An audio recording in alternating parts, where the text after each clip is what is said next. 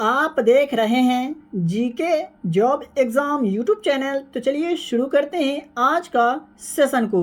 तो हम लोग 2001 से अब तक जितने भी प्रश्न पूछे गए हैं बिहार दरोगा के एग्ज़ाम में उसको कवर कर रहे हैं। तो आज का जो क्लास का वीडियो है चौथा क्लास का वीडियो है। इससे पहले कि मैंने 3 वीडियो ऑलरेडी अपलोड कर चुका हूँ। अगर उसे आप लोग नहीं देखे तो उसे भी ज़रूर देखिए, क्योंकि एक एक प्रश्न काफ़ी महत्वपूर्ण है और यहाँ से प्रश्न आपको अपने एग्ज़ाम में देखने को ज़रूर मिलेंगे। तो चलिए शुरू करते हैं आज का सेशन को। पीडीएफ अगर आप लेना चाहते हैं तो कैसे आप फ्री में पीडीएफ प्राप्त कर सकते हैं वो भी मैं बताने वाला हूँ। तो चलिए शुरू करते हैं आज का सेशन को। तो आज का पहला प्रश्न है, जॉस्कर हिमालय निम्न में से किस हिमालय श्रेणी के अंतर्गत आते हैं? जी हाँ, जॉस्कर हिमालय निम्न में से किस हिमालय श्रेणी के अंतर्गत आते हैं? सही आंसर हो जाएगा option number A, trans Himalaya के श्रेणी में आते हैं जॉस्कर हिमालय। बात करें अदर जानकारी की तो भारत की सबसे ऊंची चोटी कंचनजंगा है, तो ये भी आप याद रखिएगा। बात करें दूसरे प्रश्न का तो गर्भ में पल रहे बच्चे को पोषण निम्न में से किस माध्यम से प्राप्त होता है? जी हाँ, गर्भ में पल रहे बच्चे को पोषण निम्न में से किस माध्यम से प्राप्त होता है? सही आंसर हो जाएगा ऑप्शन नंबर बी, प्लेसेंटा के माध्यम से प्राप्त होता है गर्भ में पल रहे बच्चे को पोषण। बात करें अधिक जानकारी की तो महिला के गर्भाशय में स्थित वह अंग जिसे भ्रूण की पोषक थैली कहते हैं। बढ़ते हैं अगले प्रश्न की ओर। बात करें आज का 3 नंबर प्रश्न का तो अंग्रेया शिप सर्वप्रथम किन 2 शहरों के बीच चली थी? जी हाँ, अंग्रेया शिप सर्वप्रथम किन 2 शहरों के बीच चली थी? सही उत्तर होगा ऑप्शन नंबर सी, मुंबई से गोवा के बीच चली थी अंग्रेया शिप। बात करें अदर जानकारी की तो अंग्रेया शिप भारत की पहली लग्जरी क्रूज जहाज है, ये आप याद रखिएगा। बात करें आज का 4 नंबर प्रश्न का तो 73वां संविधान संशोधन कहाँ लागू नहीं है? जी हाँ, 73वां संविधान संशोधन कहाँ लागू नहीं है? तो इसका सही उत्तर होगा ऑप्शन नंबर डी, ये सभी। जी हाँ, नागालैंड, मिजोरम और मेघालय जैसे राज्यों में 73वां संविधान संशोधन लागू नहीं है। बढ़ते हैं अगले प्रश्न की ओर। बात करें 5 नंबर प्रश्न का तो सिडबी का पूरा नाम क्या है? यानी सिडबी का जो फुल फॉर्म होता है निम्न में से क्या है, ये आपसे पूछा जा रहा है। तो इसका सही आंसर होगा option number A, small industries development bank of India SIDBI का फुल फॉर्म होता है और इसकी स्थापना कब हुआ? तो 2 अप्रैल 1990 में। चलिए देखते हैं अगले प्रश्न को। बात करिए 6 नंबर प्रश्न का तो सिंह सभा की स्थापना कहाँ की गई थी? जी हाँ, सिंह सभा की स्थापना कहाँ की गई थी? तो इसका सही आंसर होगा ऑप्शन नंबर सी, पंजाब में सिंह सभा की स्थापना की गई थी और कब? तो 1873 ईस्वी में अमृतसर में। बात करिए अगले प्रश्न का तो 7 नंबर में कुश्ती से संबंधित निम्न में से कौन खिलाड़ी है? जी हाँ, कुश्ती से संबंधित निम्न में से कौन खिलाड़ी है, यानी कौन से खिलाड़ी का संबंध कुश्ती से है, ये आपसे पूछा जा रहा है। तो इसका सही आंसर होगा option number D, Bajrang Punia ji का संबंध जो है कुश्ती से है, तो ये आप याद रखिएगा। तो प्रिय विद्यार्थीगण, आप यहाँ तक आ गए और अभी तक वीडियो को लाइक नहीं किए तो फिर सोच क्या रहे हैं, वीडियो को लाइक कर दीजिए। चैनल पर पहली बार आए हैं, ये हमारा वीडियो आप तक पहली बार पहुंचा है तो चैनल को सब्सक्राइब करके बेल आइकन को प्रेस कर लीजिएगा, क्योंकि यहाँ आपको काफी महत्वपूर्ण प्रश्न बताए जाते हैं, पढ़ाए जाते हैं आपको फ्री में। इससे पहले वाले एग्जाम में जितने भी प्रश्न पूछे गए आपको सभी प्रश्न यहाँ आपको बताए जाते हैं, पढ़ाए जाते हैं एक्यूरेट आंसर के साथ। यहाँ से प्रश्न आपको अपने एग्जाम में देखने को जरूर मिलेंगे। तो आप हमसे जुड़ के रहें और अपने एग्जाम की तैयारी को बेहतर बना करके अपने एग्जाम को क्रैक करें। तो चलिए देखते हैं आज का अगला प्रश्न को। बात करें आज का अगला प्रश्न का तो 8 नंबर में ताजिकिस्तान की राजधानी कहाँ है? जी हाँ, ताजिकिस्तान की राजधानी जो है कहाँ है? तो इसका सही आंसर होगा ऑप्शन नंबर सी, दुशांबे में ताजिकिस्तान की राजधानी। वहीं बात करें आज का 9 नंबर प्रश्न का तो अनुच्छेद 117 का संबंध किससे है? जी हाँ, अनुच्छेद 117 का जो संबंध है निम्न में से किससे है? तो इसका सही आंसर होगा ऑप्शन नंबर बी, वित्त विधेयक से है अनुच्छेद 117 का संबंध। चलिए बढ़ते हैं अगले प्रश्न की तरफ। बात करिए 10 नंबर प्रश्न का, तो वर्धमान महावीर का जन्म कब हुआ था? जी हाँ, वर्धमान महावीर का जन्म कब हुआ था? तो इसका सही आंसर की अगर बात किया जाए तो ऑप्शन नंबर ए सही आंसर हो जाएगा। 540 ईसा पूर्व में वर्धमान महावीर का जन्म हुआ था और जैन धर्म के संस्थापक एवं प्रथम तीर्थंकर थे ऋषभदेव। ये भी आप याद रखते हुए चलिएगा। बात करें आज का अगला प्रश्न का, तो 11 नंबर में सिलवास घास का मैदान कहाँ पाया जाता है? जी हाँ, सिलवास घास का मैदान कहाँ पाया जाता है? तो इसका सही आंसर होगा ऑप्शन नंबर बी, दक्षिणी अमेरिका में पाया जाता है सिलवास घास का मैदान। देखते हैं दूसरे प्रश्न को। बात करें 12 नंबर प्रश्न का, तो लोहा को जंग से बचाने के लिए किसका लेप किया जाता है? जी हाँ, लोहा को जंग से बचाने के लिए किसका लेप किया जाता है? तो इसका सही आंसर होगा ऑप्शन नंबर बी, जस्ता का लेप किया जाता है लोहा को जंग से बचाने के लिए।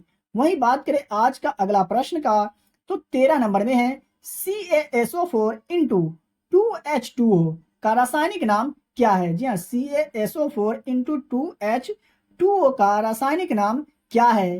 तो इसका सही आंसर होगा ऑप्शन नंबर डी, जिप्सम। जी हाँ, CaSO4 इंटू 2H2O का रासायनिक नाम क्या है? जिप्सम है। चलिए बढ़ते हैं अगले प्रश्न की ओर।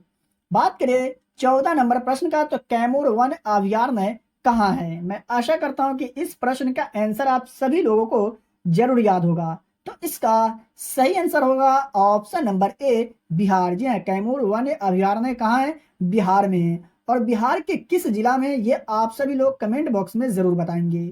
बात करें आज का 15 नंबर प्रश्न का, तो कर्क रेखा निम्न में से किस राज्य से नहीं गुजरती है? जी हाँ, कर्क रेखा निम्न में से किस राज्य से नहीं गुजरती है, ये आपसे पूछा जा रहा है। तो इसका सही उत्तर की अगर बात किया जाए तो ऑप्शन नंबर ए सही आंसर हो जाएगा। उड़ीसा राज्य से कर्क रेखा नहीं गुजरती है। वहीं बात करें छत्तीसगढ़ राज्य का, झारखंड और पश्चिम बंगाल से कर्क रेखा गुजरती है। चलिए देखते हैं अगले प्रश्न को। बात करें 16 नंबर प्रश्न का, तो कौन खाद्य श्रृंखला का निर्माण करता है? जी हाँ, निम्न में से कौन खाद्य श्रृंखला का निर्माण करता है? तो इसका सही उत्तर होगा ऑप्शन नंबर सी, घास हिरण शेर खाद्य श्रृंखला का निर्माण करता है। इसका अगला प्रश्न का, तो 17 नंबर में गायत्री मंत्र के रचना किसने किया था? जी हाँ, गायत्री मंत्र के रचना किसने किया था? तो इसका सही उत्तर होगा ऑप्शन नंबर ए, विश्वामित्र गायत्री मंत्र की रचना किया था। चलिए देखते हैं दूसरे प्रश्न को। बात करें 18 नंबर प्रश्न का, तो क्वांटम सिद्धांत को किसने प्रतिपादित किया? जी हाँ, क्वांटम सिद्धांत को किसने प्रतिपादित किया था? तो इसका सही उत्तर होगा option number B, Max Planck ने क्वांटम सिद्धांत को प्रतिपादित किया था। बात करें 19 नंबर प्रश्न का, तो कपास के लिए कौन सी मिट्टी उपयुक्त है? जी हाँ, कपास के लिए कौन सी मिट्टी उपयुक्त है, ये आपसे पूछा जा रहा है। तो इसका सही उत्तर हो जाएगा ऑप्शन नंबर सी, काली मिट्टी जो है कपास के लिए उपयुक्त मिट्टी है। पढ़ते हैं अगले प्रश्न की ओर। बात करें 20 नंबर प्रश्न का, तो नहावा शेवा बंदरगाह किस राज्य में स्थित है? जी हाँ, नहावा शेवा बंदरगाह जो है निम्न में से कौन से राज्य में स्थित है? तो इसका सही उत्तर होगा ऑप्शन नंबर ए, महाराष्ट्र राज्य में स्थित है। और नहावा शेवा बंदरगाह को जवाहरलाल नेहरू बंदरगाह के रूप में जाना जाता है। तो ये भी आप याद रखिएगा, आपसे प्रश्न पूछा जा सकता है। चलिए देखते हैं दूसरे प्रश्न को। बात करें 21 नंबर प्रश्न का, तो पाक जल डमरू मध्य कहाँ है? जी हाँ, पाक जल डमरू मध्य कहाँ है, किन दो देशों के बीच है? तो इसका सही उत्तर की अगर बात करें तो ऑप्शन नंबर ए सही उत्तर हो जाएगा, भारत और श्रीलंका के बीच है पाक जल डमरू मध्य। तो आपको बिल्कुल भी कंफ्यूज होने की जरूरत नहीं है। बात करें 22 नंबर प्रश्न का, तो इनमें से कौन सा राज्य कर्क रेखा के ठीक ऊपर है? जी हाँ, इनमें से कौन सा राज्य कर्क रेखा के ठीक ऊपर है? तो इसका सही उत्तर होगा option number B, Manipur. Manipur कर्क रेखा के ठीक ऊपर है। मैं आपको बताते चलूं, अगर आपको किसी भी प्रश्न में डाउट हो, किसी भी प्रश्न के उत्तर में अगर आपको डाउट लगता हो, तो आप हमसे कमेंट बॉक्स में पूछ सकते हैं। मैं सभी लोगों के कमेंट को रीड करता हूं। अगर कोई सवाल होता है आप सभी लोगों का, तो जवाब भी देता हूं। बात करें 23 नंबर प्रश्न का, तो होंडुरास की राजधानी कहाँ है? जी हाँ, होंडुरास की राजधानी जो है कहाँ है? तो इसका सही उत्तर होगा ऑप्शन नंबर सी, तेगुसिगल्पा में होंडुरास की राजधानी। बात करें अगले प्रश्न का, बात करें 24 नंबर प्रश्न का, तो संविधान निर्माण हेतु संविधान सभा के सदस्यों द्वारा हस्ताक्षर कब किया गया था? जी हाँ, संविधान निर्माण हेतु संविधान सभा के सदस्यों द्वारा हस्ताक्षर कब किया गया था, किस वर्ष किया गया था, ये आपसे पूछा जा रहा है। तो इसका सही उत्तर होगा ऑप्शन नंबर ए, 1950 ईस्वी में संविधान निर्माण हेतु संविधान सभा के सदस्यों द्वारा हस्ताक्षर किया गया था। कब? वर्ष 1950 ईस्वी में। बात करें दूसरे प्रश्न का, तो आज का 25 नंबर प्रश्न है, पंचायती राज लागू करने वाले पहले दो राज्य कौन है? जी हाँ, पंचायती राज लागू करने वाले पहले दो राज्य कौन है? तो इसका सही आंसर होगा ऑप्शन नंबर डी, राजस्थान तथा आंध्र प्रदेश पंचायती राज लागू करने वाले पहले दो राज्य है। कौन से जिला में? तो नागौर जिला में, ये भी आप याद रखिएगा। बात करें दूसरे प्रश्न का, 26 नंबर में अशोक के शिलालेख सर्वप्रथम किसने पढ़ा? जी हाँ, अशोक के शिलालेख को सर्वप्रथम किसने पढ़ा? तो इसका सही आंसर होगा option number C, James Prinsep ने अशोक के शिलालेख को सर्वप्रथम पढ़ा था। चलिए बढ़ते हैं अगले प्रश्न की ओर। बात करें आज का 27 नंबर प्रश्न का, तो कौन सी संसदीय समिति सीएजी के ऑडिट रिपोर्ट की जांच करती है? जी हाँ, कौन सी संसदीय समिति सीएजी के ऑडिट रिपोर्ट की जांच करती है? तो इसका सही उत्तर होगा ऑप्शन नंबर ए, लोक लेखा समिति सीएजी के ऑडिट रिपोर्ट की जांच करती है। बढ़ते हैं अगले प्रश्न की ओर। बात करें 28 नंबर प्रश्न का, तो स्टेफेनाइट किस धातु का अयस्क है? जी हाँ, स्टेफेनाइट जो है निम्न में से किस धातु का अयस्क है? तो इसका सही उत्तर होगा ऑप्शन नंबर बी, चांदी का अयस्क है स्टेफेनाइट। चलिए बढ़ते हैं अगले प्रश्न की ओर। बात करें आज का 29 नंबर प्रश्न का, तो अंतर्राष्ट्रीय जैव विविधता दिवस कब मनाया जाता है? जी हाँ, अंतर्राष्ट्रीय जैव विविधता दिवस किस तिथि को मनाया जाता है?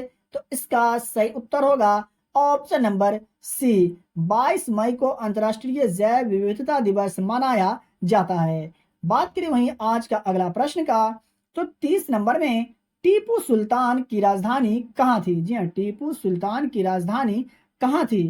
तो इसका सही उत्तर होगा option number A, Srirangapatna Tipu Sultan की राजधानी थी। अब चलिए इनसे संबंधित अधिक जानकारी को देख लेते हैं। तो टीपू सुल्तान मैसूर का शासक था। कब से कब तक? तो 1782 से 1799 तक। बात करें टीपू सुल्तान की, तो टीपू सुल्तान को मैसूर के बाघ के रूप में जाना जाता है, ये भी आप याद रखिएगा।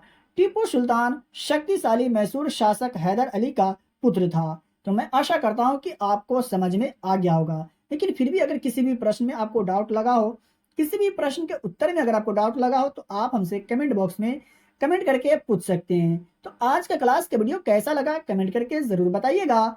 और इसका पीडीएफ लेना चाहते हैं तो वीडियो के डिस्क्रिप्शन में दिए गए टेलीग्राम चैनल लिंक से ज्वाइन होकर आप डेली की वीडियो का फ्री में पीडीएफ प्राप्त कर सकते हैं बहुत ही आसानी से। अभी तक वीडियो को लाइक नहीं किए तो वीडियो को लाइक करके चैनल को सब्सक्राइब करके बेल आइकन को प्रेस कर लीजिए और इस वीडियो को अपने दोस्तों और रिलेटिव में भी शेयर जरूर करें। तो चलिए मिलते हैं फिर से एक नए वीडियो में।